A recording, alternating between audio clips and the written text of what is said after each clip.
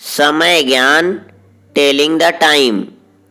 पहला चित्र देखिए बच्चों, पहले चित्र में लिखा हुआ है 3 बजे हैं। क्या लिखा हुआ है बच्चों? 3 बजे हैं। छोटी वाली सुई 3 पे है और बड़ी वाली सुई 12 पे है। जब छोटी वाली सुई किसी भी संख्या पे होगी और बड़ी वाली सुई 12 पे होगी तो वो उतना बजा हुआ रहेगा। अभी तो छोटी वाली सुई 3 पे है और बड़ी वाली सुई 12 पे है, तो अभी 3 बजा हुआ है।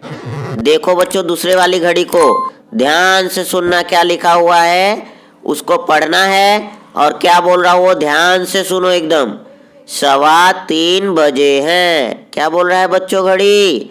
3:15 बजे हैं। यानी छोटी वाली सुई और बड़ी वाली सुई दोनों सुई 3 पर है, इसीलिए वहां लिखा हुआ है 3:15 बजे हैं, यानी 3:15 हुआ है।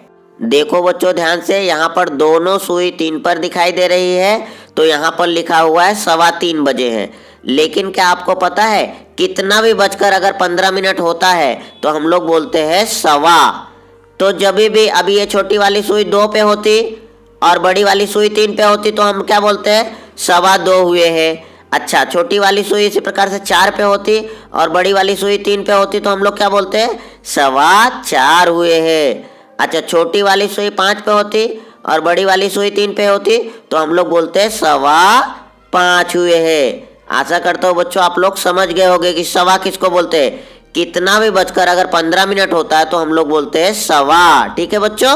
तीसरी घड़ी में देखो बच्चों, छोटी वाली सुई 3 और 4 के बीच में है, बड़ी वाली सुई 6 पे है और लिखा हुआ है 3:30 बजे हैं। तो बच्चों जब भी बड़ी वाली सुई 6 पे रहेगी और छोटी वाली सुई 2 नंबर के बीच में होगी, जैसे यहाँ 3 और 4 के बीच में है तो 3:30 बजा हुआ है। 4 और 5 के बीच में होता तो 4:30 बजे होते। 5 और 6 के बीच में होता तो 5:30 बजे होते। ठीक है बच्चों। यहाँ पर हम बच्चों ये भी बोल सकते हैं कि 3:30 हो रहा है। जब कभी भी हम लोग देखेंगे कितना बजकर भी 30 मिनट हो रहा है तो हम लोग उसके आगे लगा देंगे साढ़े, यानी 3:30। यहाँ पर लिखा हुआ है ना 3:30, तो जब भी 3:30 यहाँ पे हो रहा है इसीलिए यहाँ पर बोला गया 3:30 हो रहा है। तो आप लोग समझ जाओ बच्चों, जब कितना बजकर भी 30 मिनट होगा तो हम लोग उसको बोलेंगे साढ़े। ठीक है। यहाँ पे इस घड़ी में कितना बजा हुआ है? 3:30 बजा हुआ है। चलो बच्चों अब चौथी घड़ी में देखो क्या लिखा हुआ है।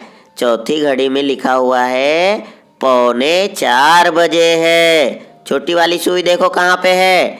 3 और 4 के बीच में। बड़ी वाली सुई वो 9 पे है, यानी 4 बजने वाले हैं और 4 बजने में 15 मिनट बाकी है। जब भी कितना बजने में भी 15 मिनट बाकी रहेगा तो हम लोग उसको बोलेंगे पौने। क्या बोलेंगे बच्चों? पौने। तो अभी 4 बजने में 15 मिनट बाकी है, इसीलिए यहाँ पर लिखा हुआ है 3:45 बजे हुए हैं। बच्चों इसको हम इस प्रकार से भी समझ सकते हैं। देखो छोटी वाली सुई कहाँ पे है?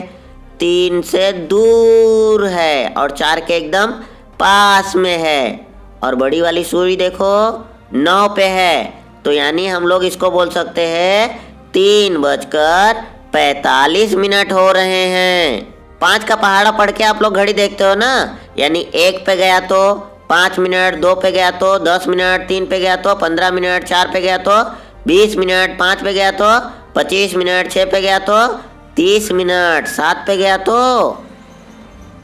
तो क्या होगा बच्चों? 35 मिनट, 8 पे गया तो 40 मिनट, 9 पे गया तो 45 मिनट होगा। तो जब भी बच्चों कितना बजकर भी 45 मिनट होगा तो आगे वाली संख्या जो रहेगी उसको हम लोग बोलेंगे पौने। यानी यहाँ 3:45 हो रहा है तो हम लोग बोलेंगे 3:45 बज रहा है। आगे वाली संख्या का नाम लिया ना 4 का और बोला 3:45 बज रहा है। ठीक है बच्चों। अब बच्चों अगली घड़ी में देखो, अगली घड़ी में छोटी वाली सुई कहाँ पे है?